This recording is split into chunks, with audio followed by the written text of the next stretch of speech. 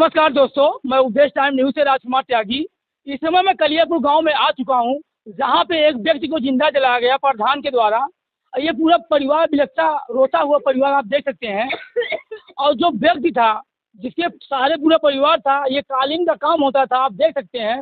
और ये जो बंद पड़ा हैंड पाइप है, इसी हैंड पाइप के रिपोर्ट के लिए वो व्यक्ति प्रधान के यहाँ जाता है, जहाँ पे प्रधान उसको जलाता है इस पाइप के लिए कि इसकी पाइप मिल जाए तो हमारे बच्चे पानी पिए। अब आप देख सकते हैं रोता बिलखता परिवार है। यहाँ इनकी उनकी वाइफ है जो शरीर से विकलांग है, आप देख सकते हैं। ये उस पीड़ित का मकान है, ये बच्चे लोग रो रहे हैं। आप समझ सकते हैं कि यहाँ पे पासी समाज की 300 से 250 आबादी है, यहीं पे यादवों की 4,000 की आबादी है। 250-300 लोग और कहाँ 4,000 लोग, यहाँ पूरा आतंक मचा दिए हैं। आप समझ सकते हैं अभी तक प्रशासन ने कोई कड़ी कार्रवाई नहीं की। देखा जा रहा है कि जैसे कि वीडियो में जो पीड़ित व्यक्ति मर रहा था और जिंदगी मौत से जूझ रहा था, उसने प्रधान और प्रधान के बेटे का नाम लिया, लेकिन सिर्फ प्रधान के बेटे का नाम है उसमें और उसका नाम हटा दिया गया है प्रधान का। ये बहुत बड़ी नाकामी है प्रशासन की। क्या नाम है भैया आपका? राजू सरोज। क्या पूरा मामला है आप बताइए कैमरे के सामने। सर ये हैंड पाइप की के लिए जोन बा मेरे पिताजी उनके साथ घर गए थे और इसके लिए उन्होंने बात किया, बोला था 1-2 बार पहले भी बोला था, फिर बाद में बोला था कि आइएंगे तो फिर आपको दे देंगे। फिर गए थे पाइप के लिए और पाइप बोल रहे थे कि सेक्रेटरी देंगे। फिर बोले हम सेक्रेटरी नहीं जानते हैं, हम आपको जानते हैं, हमारे ग्राम सभा के मालिक आप हैं, प्रधान हैं, हम आपको जानते किसी ने।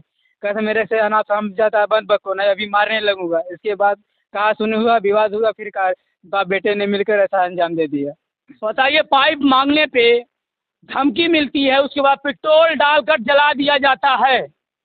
सर आप समझ सकते हैं इस सरकार में क्या हो रहा है। अगर हैंड पाइप खराब है, बोर की पाइप लेने के लिए एक पीड़ित गरीब जाता है तो उसको जिंदा जलाया जाता है। ये परिवार है, आप समझते। क्या नाम है भैया आपका? अलगू राम सर। क्या पूरी घटना है? वहाँ पे सर गए पाइप के लिए और वहाँ पे ऐसे ऐसे घटना किए कि वहाँ हम लोग घर भी नहीं थे घर पे। हम लोग को घर पे खबर हुई तो पता लगे कि वो हॉस्पिटल लेके भाग गए और वहाँ जिंदा जला के पेट्रोल से जला के उनको पता कर दिए, बाप बेटा का नाम लिए। वो परिवार का पता भी नहीं, परिवार बेचारे बेखबर, और उनके परिवार को आग के हवाले किया जाता है। जब मालूम चलता है तो देर हो चुकी होती है। हॉस्पिटल में गए तो वहाँ पे खबर हम लोग को हुआ, वहाँ से फिर बनारस ड्रामा सेंटर हो BHU में रेफर हो गए, वहाँ पे ख़त्म हो गए। बताइए, एक पीड़ित बयान दे रहा है लेकिन उसकी बात नहीं सुनी जा रही। सर इस पे आप क्या कहेंगे? ये बिल्कुल भी निंदनीय घटना है और ये पहली बार भारतवर्ष में ये पहली बार ऐसी घटना घटी है कि किसी व्यक्ति ने पेट्रोल डाल करके उसको जला दे, किसी घर पे मदद के लिए जाए। तो ये बहुत ही निंदनीय है। इसमें आप क्या करेंगे? सरकार से मैं मांग करना चाहूँगा कि ये इस प्रकार का जो कानून है 302 लगा करके आप इसको जेल भेजेंगे, जेल में बैठा करके खाना खिलाएंगे, जनते के पैसा से जो है खाना उसको खिलाएंगे। तो इसको जेल नहीं भेजना है, उसको लाइए सामने और उसको मार दिया जाए। उसको मार दीजिए। आप नहीं मारते हैं, उसको फांसी नहीं देते हैं, नहीं उसको कड़ी कड़ी सजा नहीं देते हैं, तब जो है जनता मारेगी उसको। वो चौराहे पर खड़ा करा कर उसको बोटी करके और उसको अलग किया जाएगा। जब दर्द एहसास होगा, बताइए, जब जलता होगा व्यक्ति तो उसको कितना दर्द हुआ होगा। ये सब सोचने वाली बात है। इस प्रकार की घटना बेहद निंदनीय है और मैं सरकार से पुनः फिर से मांग करना चाहूँगा कि इस प्रकार के घटना पर एक विशेष टीम बैठाई जाए, उसकी जांच हो, गहन जांच के बाद उस व्यक्ति को जेल में न डाला जाए। जेल में डालने से कुछ होगा नहीं, वो फिर बाहर चला आएगा। इसलिए उसको फांसी की सजा आप बहुत करेंगे, फांसी की सजा होगी, फांसी की सजा देते देते 4-5 वर्ष बीत जाएगा। इसलिए उसको तत्काल फांसी की सजा या तो दी जाए या तो उसको जो है जनता के हवाले कर दिया जाए, तो जनता उसको सबक सिखा देगी कि क्या करना है। ये बताइए, जो प्रधान का नाम निकाला गया है प्रशासन द्वारा, किसके द्वारा, इस पे आप क्या कहें? क्या लापरवाही किसकी है? कोई व्यक्ति जैसे राम नायक यादव जो है वो प्रधान है, उनके घर पे जब ये व्यक्ति जाते हैं, चिंतादेव, उनके घर पे जब ये व्यक्ति जाते हैं तो बताइए कौन जिम्मेदार है? खड़े होकर तो बात तो यही कर रहे थे ना, राम नायक बात कर रहे थे। तो इनका लड़का बाहर आता है, कमरे से बाहर आता है, वो भी बात करने लगता है।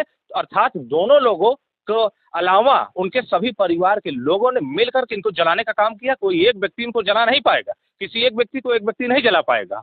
ये सारे लोग बाकायदे प्लानिंग के तहत इनको जलाया गया है, ऐसा महसूस हो रहा है, ऐसा प्रतीत हो रहा है इन सब चीज़ों पर। आप सरकार से इनके लिए क्या क्या मांग करते हैं? इनके लिए सबसे पहला नंबर, आप इधर कैमरा थोड़ा सा घुमाने का काम करेंगे। ये लड़का छोटा सा है, ये सब परिवार है, और इनकी जो है मैडम वो सुन नहीं पाती हैं, बोल नहीं पाती है, और ये इनकी लड़की है।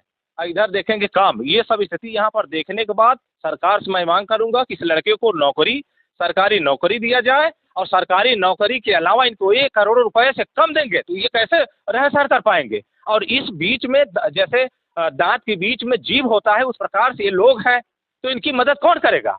अगर सरकार इस देश में है, इस राज्य में सरकार है, योगी आदित्यनाथ जी की सरकार है, तो सरकार क्या करेगी? सरकार को इनको स्पेशल तरीके से आकर के विशेष तरीके से इनको मदद करनी चाहिए, और इनका जितना भी हेल्प हो सके। मैं डीएम महोदय से भी कहना चाहूँगा कि आप यहाँ पर जब आए थे तो आपने किस प्रकार की कार्रवाई की है? कुछ आपका दिख नहीं रहा है, अभी तक सब टाल मोल दिख रहा है। उसको आप सही कार्रवाई करने का प्रयास करिए, आप अपने कलम से लिखिए, क्योंकि आपके पास विशेषाधिकार है, आपके पास एक ऐसी ताकत है कि आप इनको विशेष सुविधा दे सकते हैं। उस सुविधा को देने के लिए आप अपने कलम चलाइए, आप कलम यूज करिए। बहुत बहुत धन्यवाद। देखिए, इन्होंने कहा अपने समाज के लिए कुछ भी करने के लिए तैयार है। सर, आप इस घटना पे आप क्या कहना चाहेंगे सरकार से और यहाँ के लोगों से, ये पारसी समाज के लोगों से, जो पारसी समाज के इस व्यक्ति पे इतना बड़ा जघन्य अपराध हुआ है, इससे आप क्या कहना चाहेंगे?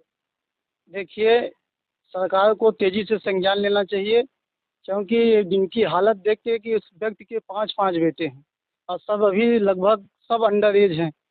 तो हम चाहेंगे कि सरकार इनको एक नौकरी और कम से कम 1 करोड़ रुपए इनको देना चाहिए राहत के लिए, क्योंकि एक आदमी की छत की पूर्ति पैसे से और नौकरी से भी नहीं पूरी की जा सकती, लेकिन कम से कम माली हालत इनकी सुधारी जा सकती है। और जो व्यक्ति है मरते समय बयान दिए हैं, उसमें जो है उनके पिता राम नायक यादव और लड़का कमलेश दोनों थे उस घटना में, उन दोनों को ही गिरफ्तार होना चाहिए। अभी तक तो सिर्फ कमलेश को ही पकड़ा जा गया है, उनके पिता को भी पकड़ना चाहिए और सुसंगत धाराओं में तत्काल कार्रवाई की जाए, और इनको जल्दी से जल्दी डीएम महोदय या प्रशासन में बैठे हुए हमारे माननीय मुख्यमंत्री योगी आदित्यनाथ जी बहुत जगहों पर ऐसे अपराधी हुए हैं जहाँ पर उन्होंने नौकरी भी दिया है और लोगों को एक मुश्त रकम भी मुहैया कराई है। तो ऐसे इन गरीब परिवार पर भी यही रहम करें और उक्त व्यक्ति पर बुलडोजर की भी कार्रवाई की जाए, जिससे उन्हीं की भाषा में मैं कहूँगा कि 10 पुश्तें याद रखें। इस समय ज़रूरत इसी की है। अगर सरकार ऐसा नहीं करती है तो हम ये मान लेते हैं कि ये पारसी समाज के साथ जानबूझकर सरकार भी इनमें कहीं न कहीं लिप्त है, और वो चाहती है कि पारसियों के साथ ऐसी घटनाएं एक नहीं लगातार हर महीने 2-4 घटनाएं घट रही हैं। सरकार के ऊपर प्रश्न चिन्ह भी लगता है कि सरकार की जीरो टॉलरेंस की रीत क्या कर रही है। क्या यही करती रहेगी कि एक पारसी समाज के व्यक्ति को टारगेट करके इनकी हत्याएं की जाए, इनको मारा जाए? मैं यही चाहूँगा कि तत्काल सरकार इनको 5 बच्चों में किसी एक बच्चे को नौकरी योग्यता के हिसाब से और सुसंगत धाराओं में उनके दोनों बाप बेटों के खिलाफ FIR करके दोनों को जेल भेजा जाए। यही दोनों को जेल भेजा जाए, दोनों को जेल भेजा जाए सुसंगत धाराओं में। आप देखिए, बच्चे रो रहे हैं, ये छोटे छोटे बच्चे हैं।